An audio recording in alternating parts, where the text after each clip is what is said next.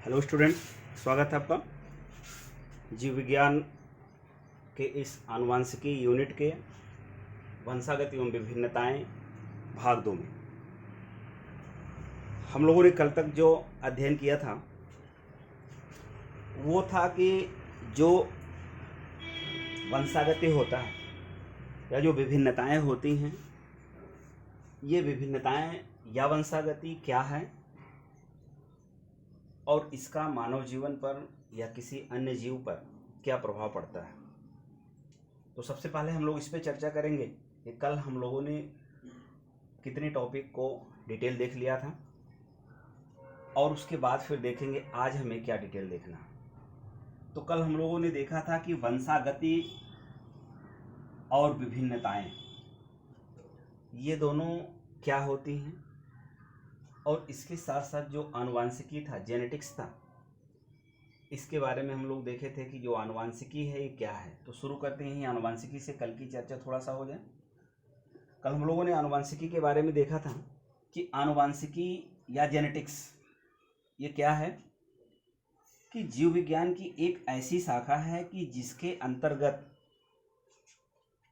माता पिता के लक्षणों का संतानों में जाने की जो प्रक्रिया है उसका हम लोग अध्ययन करते हैं, और उस तरह से माता पिता के जो लक्षण संतानों में जाते हैं उस लक्षण को हम लोग आनुवांशिक लक्षण कहते हैं, और वो जाने की प्रक्रिया जो होती है वो वंशागत कहलाती है। और इस तरह से ये वंशागत या हेरिटेंस। इस तरह से विभिन्नताओं के बारे में हम लोग वेरिएशन के बारे में चर्चा कर लिया था कल कि विभिन्नताएं क्या होती हैं। विभिन्नताएं आप देखते हैं कि एक ही माता पिता की अलग अलग संतानों में कहीं न कहीं से उनके अंदर, चाहे वो फिजिकली हो या हम सीधे सीधे कह लें कि चाहे वो बाह्य स्वरूप में हो, चाहे उनके आचार विचार बात व्यवहार में हो, कहीं न कहीं से अंतर पड़ता है। तो इस कंडीशन को विभिन्नताएं कहा जाता है। अब दूसरी चीज़ ये थी कि जो वंशागति और विभिन्नताएं या आनुवंशिकी का पूरा श्रेय जो जाता है वो एक साइंटिस्ट थे, और कल हम लोगों ने इनके बारे में भी जाना था। उनका नाम था ग्रेगर जॉन मेंडल। और इन ग्रेगर जॉन मेंडल के ऊपर जो है कई छोटे छोटे प्रश्न बनते हैं। ये जो ग्रेगर जॉन मेंडल हैं ये आनुवांशिकी के जनक माने जाते हैं। कभी कभी पूछा जाता है अलग से कि आनुवांशिकी के जनक माने जाते हैं। और ये ग्रेगर जॉन मेंडल जो थे, इन्होंने मटर के पौधे पर अपना प्रयोग किया था।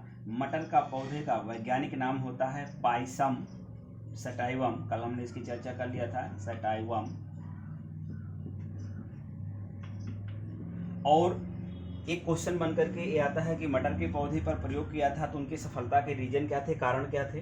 तो उसके बारे में हम लोग कल देख लिए थे कि जो सफलता का कारण था वो क्या था। क्योंकि मटर का पौधा जो होता है वो एक वर्षीय होता है। मटर का पौधा जो होता है वो छोटा होता है। मटर का पौधा क्या होता है कि उसे आसानी से हम बागीचे में या घर के छोटे छोटे पार्ट में खाली स्थान पर बड़े आसानी से हम उसको उगा सकते हैं और आसानी से मिल जाता है। तो ये सब उसके सफलता के कारण थे, ठीक है।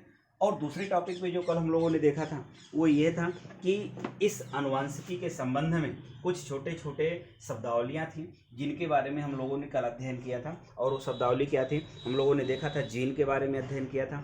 जीन क्या था, उसी गुणसूत्र पर पाए जाने वाले तमाम छोटे छोटे एक खंड थे कि जिनको हम लोगों ने जीन कहा था। और जीन शब्द का प्रयोग जो है कल पता चला था, हम लोगों ने देखा था कि जोहानसन ने किया था।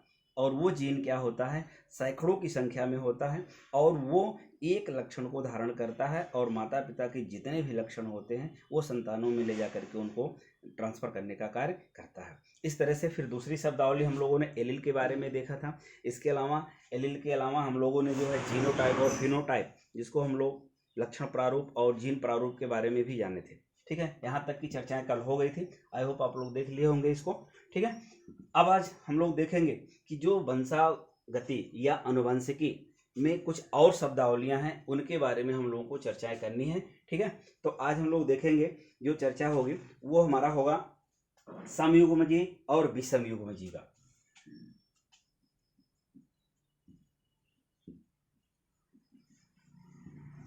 समयुग्मजी तथा विषमयुग्मजी।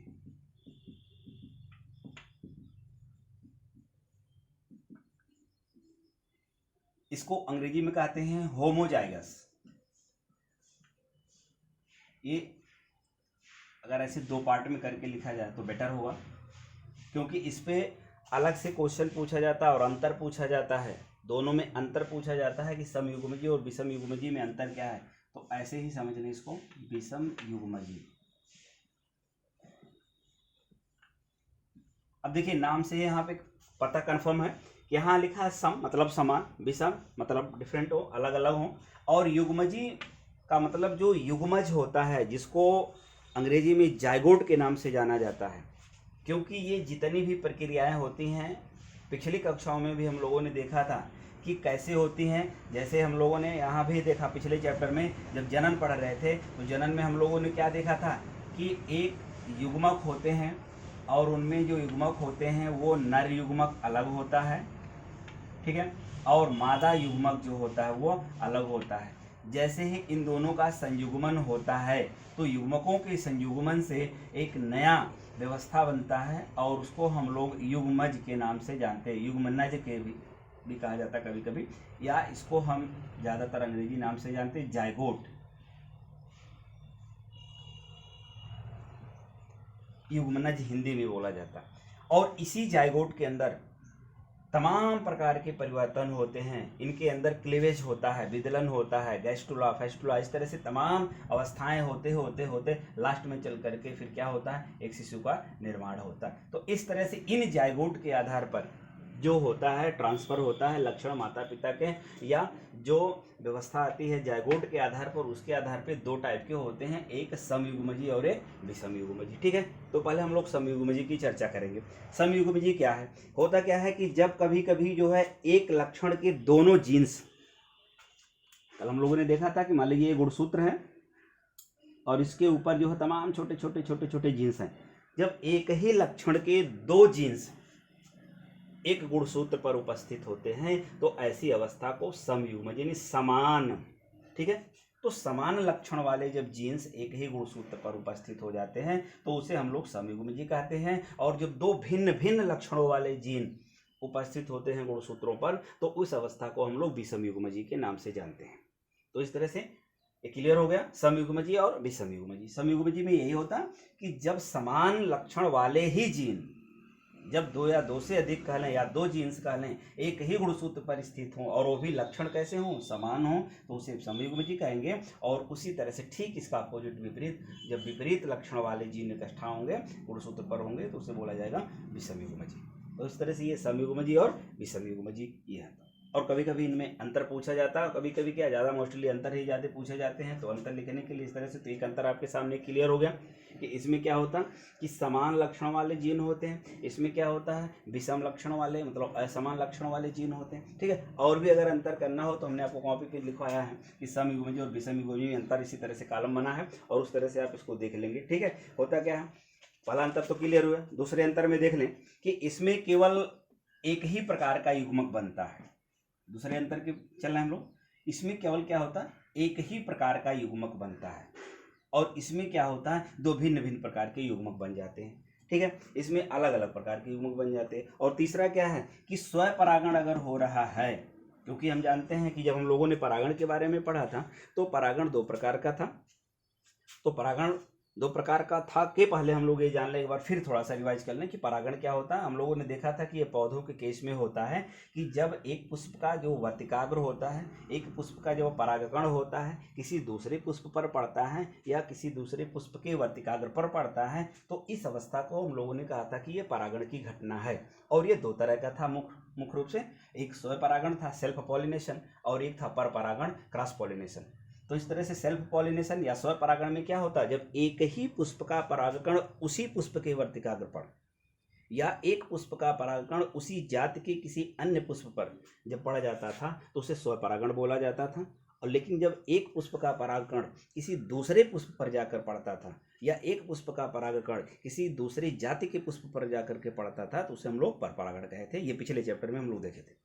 तो इस तरह से परपरागण के लिए कुछ हमें एविडेंस की जरूरत पड़ी थी। परपरागण के लिए हम लोगों ने देखा था अलग अलग साधन भी थे, लेकिन यहाँ पे समयुग्मजी और विषमयुग्मजी के केस में अगर हमको डिफरेंट देखना हो तो ये तीसरा अंतर हमारा ये है कि जो समयुग्मजी हैं इनमें क्या होता है कि इनमें स्वपरागण होने पर संतति जो होते हैं वो समजीनी होते हैं। अगर स्वपरागण किसी में हो रहा है तो जो समयुग्मजी होंगे उनमें जो संतति होंगे, जो संतानें पैदा होंगी उनमें समान जीन ही होगा। जाहिर सी बात है, जब समयुग्मजी है तो समान जीन होगा ही। और इसमें क्या होता है, इसमें विषमयुग्मजी हो जाते हैं, अलग अलग इसमें हो जाते हैं, क्योंकि इसमें अलग अलग लक्षण है तो अलग अलग लक्षण आएंगे, इसमें समान लक्षण है तो समान लक्षण आएंगे। इस तरह से 2-3 अंतर है, और 2-3 अंतर है। कभी कभी ये लघुत्तरी टाइम में पूछ लेता है शॉर्ट नोट टाइम पे। तो एक अंतर तो आपका ये हो गया कि इसमें समान लक्षण वाले जीन उपस्थित होते हैं, इसमें असमान लक्षण वाले जीन उपस्थित होते हैं। इसमें समान प्रकार के युग्मक बनते हैं, इसमें डिफरेंट टाइप के युग्मक बनते हैं। इसमें क्या होता है, स्वपरागण होने पर सम जीन वाले उपस्थित हो जाते हैं संतति। इसमें क्या होता है, ऐसा व्यवस्था नहीं होता। तो इस तरह से समयुग्मजी और विषमयुग्मजी था। ठीक है, अब इसी के साथ एक चीज़ और जान लें। कल जो हम लोगों ने इसके पहले वाले वीडियो में टॉपिक में चर्चा किया था, फिनोटाइप और जीनोटाइप, लक्षण प्रारूप और जीन प्रारूप, उस लक्षण प्रारूप और जीन प्रारूप में भी अंतर पूछे जाते हैं।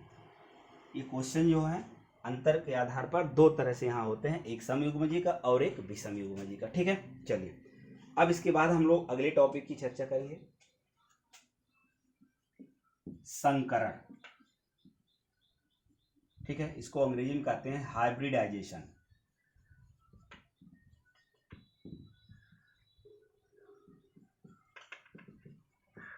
ठीक है, हाइब्रिडाइजेशन, संकरण। संकरण क्या है? जब हम लोगों ने देखा था जनन की प्रक्रिया में, और वहां हम लोगों ने ये पाया था कि चाहे पौधा हो चाहे कोई जंतु हो, उसके अंदर इस तरह की व्यवस्था होती है कि अलग अलग 2 युग्मक होते हैं। ठीक है, एक युग्मक को हम लोगों ने नर युग्मक कहा था और एक युग्मक को हम लोगों ने मादा युग्मक कहा था। अब इनके अंदर जैसे ही संयुग्मन होता है, तो ये व्यवस्था थी जायगोट का, अभी भी लिखा गया था, उसके बाद फिर नए पीढ़ियों का निर्माण होता है। लेकिन इसमें क्या था कि एक समान प्रकार के, एक समान प्रजाति के, एक समान स्पीसीज के जीवों का जब संयुग्मन होता था तो ये व्यवस्था आती थी और अलग अलग पीढ़ियों में संततियों का निर्माण होता। लेकिन यहाँ पे ऐसा नहीं होता है। संकरण में क्या होता है कि संकरण में ये किन्हीं 2 जीवों के मध्य एक प्रकार की ऐसी क्रिया है कि जिसमें जायगोट का संलयन होता है। ये जो संकरण है ये किन्हीं 2 भिन्न टाइप के जीवों के बीच का संकरण होता है। जब 2 या 2 से अधिक डिफरेंट टाइप के जायगोट का संयुग्मन हो जाता है, समान नहीं, समान होगा तो ये व्यवस्था चलेगी, ये अवस्था चलेगी, लेकिन जब डिफरेंट टाइप के जायगोट का जब संयुग्मन होता है तो ऐसी अवस्था को संकरण बोला जाता है। और ये संकरण जो होता है अलग अलग टाइप का होता है। एक संकरण होता है, 2 संकरण होता है, मिश्रित संकरण होता है। ठीक है, तो अलग अलग सब होते हैं। अगर हम एक संकरण की चर्चा करें तो एक संकरण में क्या होता है कि केवल एक लक्षण लिया जाता है जीन का। एक संकरण में केवल एक ही लक्षण लिया जाता है जीन का। 2 संकरण में क्या होता है, 2 संकरण, 2 टाइप के लक्षण हो जाते हैं। और मिश्रित में अगर किया जाए तो वो 2 या 2 से अधिक टाइप के लक्षणों का संयुग्मन हो जाता है। अब संकरण को अगर हम देखें तो बड़े आसानी से हम पौधों के केस में समझ सकते हैं कि कैसे उसमें होता है। आप देखते हैं वर्तमान समय में तमाम डिफरेंट टाइप के इस तरह से पौधे हैं, पुष्प हैं। जैसे मान लीजिए किसी पुष्प का रंग लाल है और एक कोई पुष्प है उसका रंग पीला है।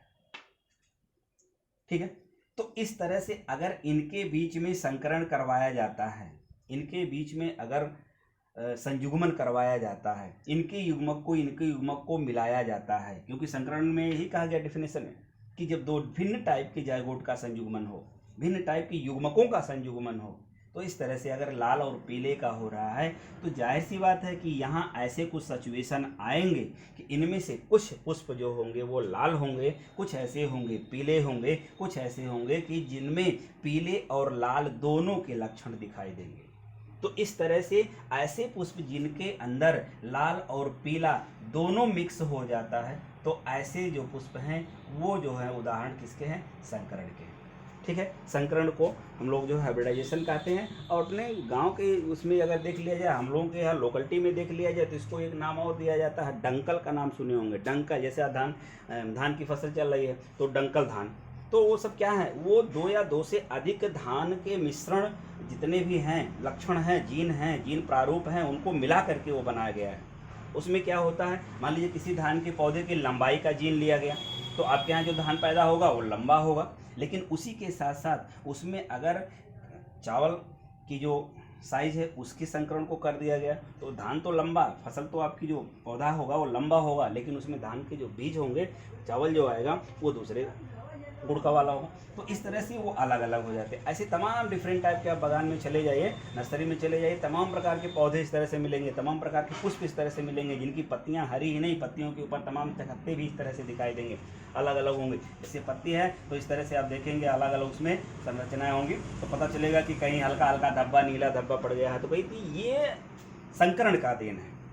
क्योंकि इस कलर के, मान लीजिए नीला है तो नीले कलर के पौधे के भी जीन इसमें डाले गए हैं, और ऑलरेडी हरा था ही, तो इस तरह से वो पड़ जाता है, तो ये संकरण होता है। ठीक है, तो संकरण में हम लोगों ने देखा क्या चीज है कि संकरण क्या है कि जब 2 या 2 से अधिक डिफरेंट टाइप के युग्मकों का संयुग्मन हो, अलग अलग जीन का संयुग्मन हो, अलग अलग लक्षण वाले जीन का संयुग्मन हो, तो ऐसी व्यवस्था को हम लोग संकरण कहते हैं। और इस आधार पर ये संकरण, एक जब लक्षण वाले जीन को लेंगे तो एक संकरण होगा, 2 लक्षण वाले को लेंगे तो 2 संकरण होगा, और 2 या 2 से अधिक कर देंगे तो उसे हम लोग मिश्रित संकरण बोलते हैं। तो इस तरह से ये संकरण होते हैं। अब इस पर क्या होता है, एक नाम और आता है इसमें, एक नाम आता है व्युत्क्रम संकरण।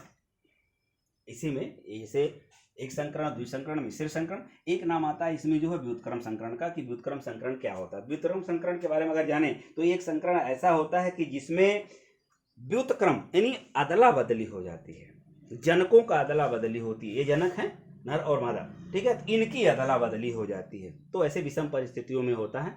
तो व्युत्क्रम का मतलब, ठीक है, अदला बदली हो जाता है, तो जहाँ पे अदला बदली हो जाता है और तब जब नई संतति का निर्माण होता है, तो ऐसी अवस्था को हम लोग जो है संकरण में कौन सा, व्युत्क्रम संकरण के नाम से जानते हैं। ठीक है, चलिए आगे हम लोग देखेंगे। एक अगला शब्दावली है लिंकेज, जिसको हम लोग हिंदी में कहते हैं सहलग्नता।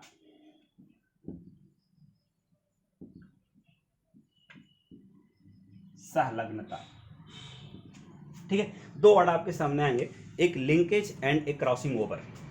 ठीक है, यानी सहलग्नता और एक जीन विनिमय। तो पहले हम सहलग्नता की चर्चा करेंगे, फिर जीन विनिमय की चर्चा करेंगे। सहलग्नता या लिंकेज क्या है? ये अनुवांशिकी की शब्दावली है। और अगर इस सहलग्नता के बारे में हम लोग देखें तो सहलग्नता क्या है कि जब 2 या 2 से अधिक जीन एक ही गुणसूत्र पर हों, ध्यान देना है,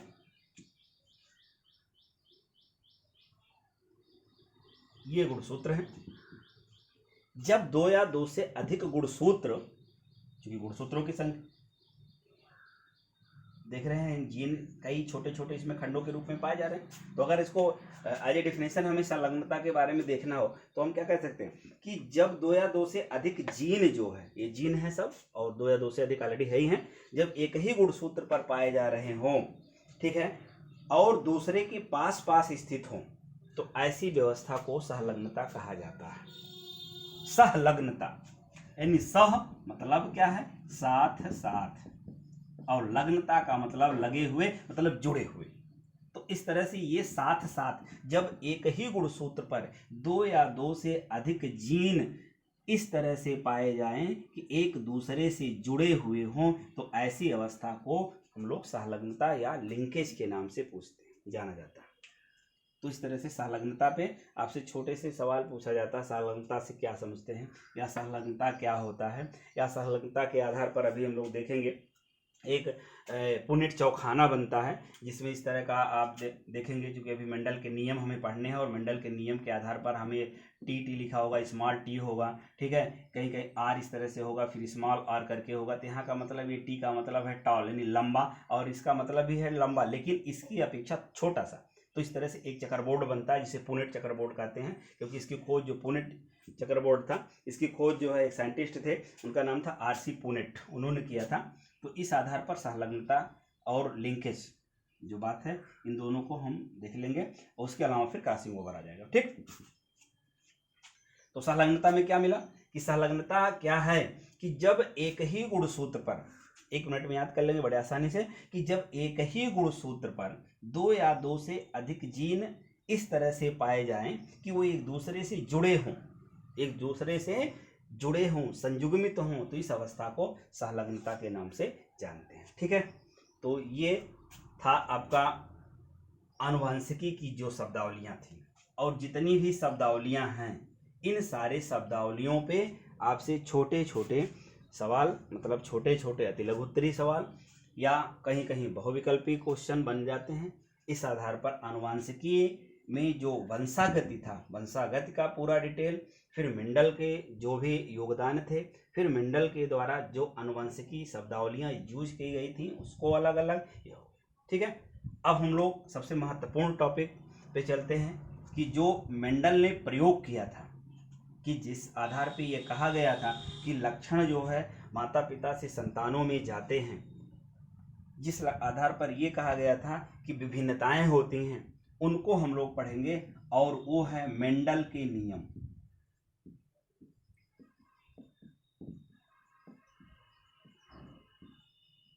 मेंडल के नियम, तो ग्रेगर जान मेंडल के बारे में हम लोग कल जान चुके थे कि ये क्या थे, ऑस्ट्रिया के एक पादरी यानी माली थे, और इन्होंने मटर के पौधे पर प्रयोग किया था, और उस प्रयोग के आधार पर इन्होंने क्या किया था, नियम दिया था, और उस नियम के आधार पर यह बताया गया था कि जो लक्षण माता पिता के हैं वो संतानों में जाते हैं, और संतानों में जाते हैं माता पिता के लक्षण, फिर भी एक ही माता पिता की संतानें जो होती हैं वो लक्षणों में डिफर कर जाती हैं, जिसको विभिन्नता या वेरिएशन के नाम से जाना गया था। तो कुल मिला जुला करके आज हम लोग नियमों की जो अब चर्चा करने वाले हैं, 3 नियम मेंडल ने दिया था, और पहला नियम क्या था, प्रभाविता का नियम।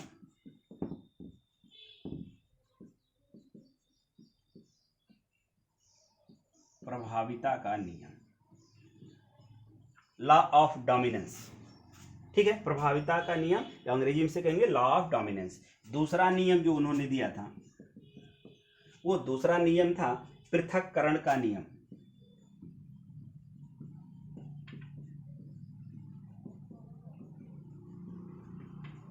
पृथक्करण का नियम अंग्रेजी में से कहा जाता है law of segregation, law of segregation. और तीसरा नियम जो दिया था वो था स्वतंत्र अपव्यूहन का नियम।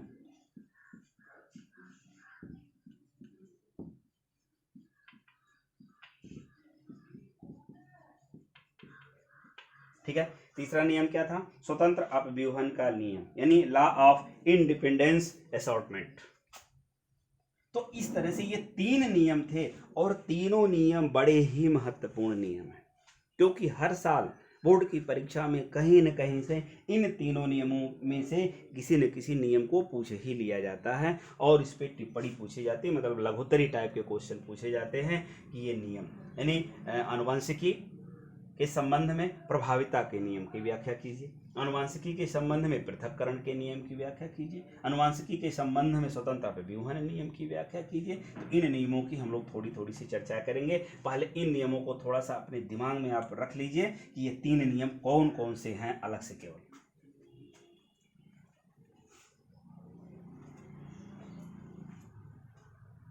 पहले नियम की चर्चा हम लोग करेंगे, प्रभाविता का नियम, लॉ ऑफ डोमिनेंस।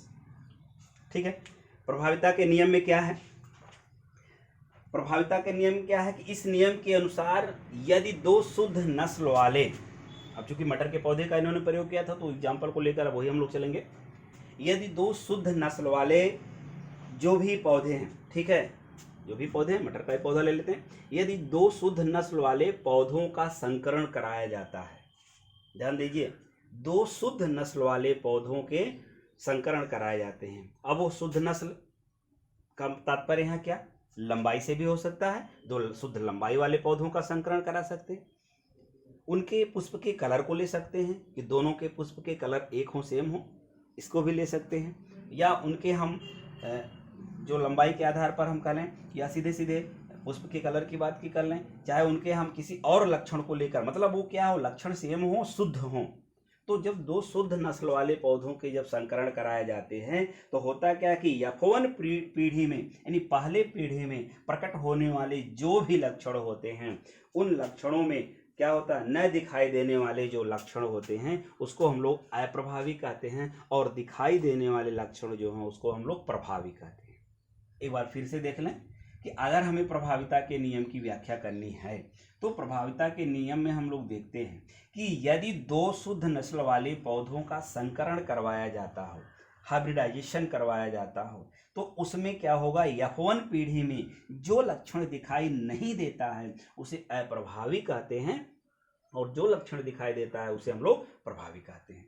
एग्जाम्पल उन्होंने क्या लिया था, चलिए सपोज दैट देखते हैं। अगर मान लीजिए मटर के पौधे का है और लाल पुष्प वाले का और यहाँ पे पीले पुष्प वाले का, सफेद पुष्प वाले का संकरण करवाते हैं, तो ऐसी सिचुएशन में यौवन पीढ़ी में क्या होगा, यदि सारे के सारे लाल पुष्प ही पैदा हों, यौवन पीढ़ी पहली पीढ़ी में लाल पुष्प वाले हों, तो ऐसे सिचुएशन में यहाँ जो लाल रंग है ये होगा आपका प्रभावी होगा, और जो सफेद होगा वो होगा अप्रभावी होगा। तो इस नियम के अनुसार यही चीज है कि यौवन पीढ़ी में जो लक्षण दिखाई देते हैं किसी जीव में, यौवन पीढ़ी में जो लक्षण दिखाई देते हैं किसी पौधे में, उसे हम लोग प्रभावी कहेंगे, जो नहीं दिखाई देते हैं उसको हम लोग कहेंगे कि ये अप्रभावी है। ये पहला नियम, और इसका उदाहरण भी उन्होंने लाल पुष्प और सफ़ेद पुष्प को लिया था। यौवन पीढ़ी में क्या था कि लाल पुष्प के रंग दिखाई दे रहे थे, ये प्रभावी लक्षण था, और ये जो था वो अप्रभावी था क्योंकि ये दिखाई नहीं दे रहा था। तो ये उदाहरण अपने दिमाग में रख करके हम लोग चलेंगे, ठीक है। दूसरे में हम लोग क्या देखेंगे, दूसरा नियम है हमारा पृथक्करण का नियम, लॉ ऑफ सेग्रीगेशन।